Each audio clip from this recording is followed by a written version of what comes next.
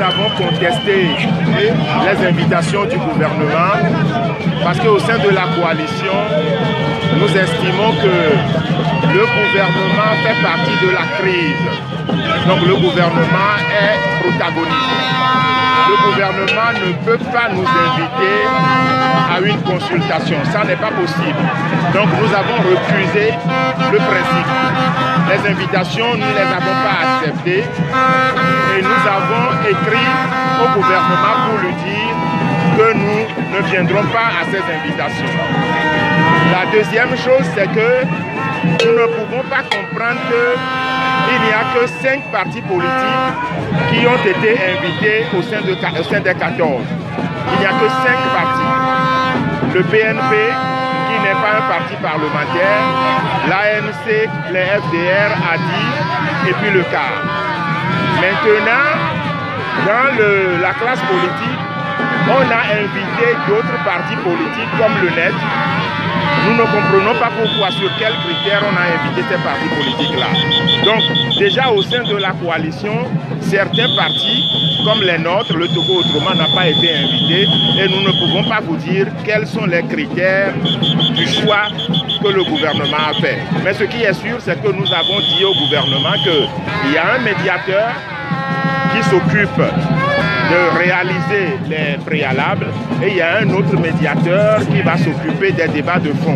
Donc par rapport à ça, nous refusons les invitations. Voilà. Est-ce que vous estimez aujourd'hui que le pouvoir joue sur le dilatoire pour aller vers ce dialogue? D'abord, nous savons que le pouvoir a parlé de dialogue bien après parce que la pression populaire a été très forte. Donc le pouvoir lui-même ne voulait pas de ce dialogue-là. Il faut le prendre comme ça.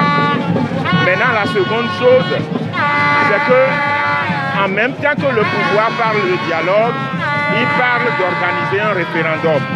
Il doit nous souvenir que lors de la conférence de presse que le gouvernement a organisée la dernière fois, le ministre de l'administration territoriale, de la décentralisation des collectivités locales, dit qu'il y a une CENI qui est mise en place et qui se charge d'organiser le référendum. Donc en même temps qu'on dit qu'on est dans la logique du dialogue, on dit qu'on prépare le référendum. Donc voilà 2 processus parallèles qui montrent que le gouvernement n'a pas besoin de ce dialogue-là, mais utilise le dialogue pour faire bonne figure au niveau de l'international. Mais nous savons que le pouvoir n'est pas prêt à dialoguer. C'est pour cela que nous ne voulons pas entrer dans le jeu du pouvoir en allant à des invitations cavalières et qui démontrent que le pouvoir veut jouer à une publicité au dilatoire dont vous parlez, tout simplement pour se donner le temps de déliter la mobilisation populaire. Mais ce qui est important pour nous, c'est que le peuple togolais a son destin en main. La pression populaire doit continuer avec les manifestations. Eh bien, la suite, nous le verrons dans ce qui va arriver avec les mobilisations populaires. Monsieur le Président, merci beaucoup. C'est moi qui vous remercie.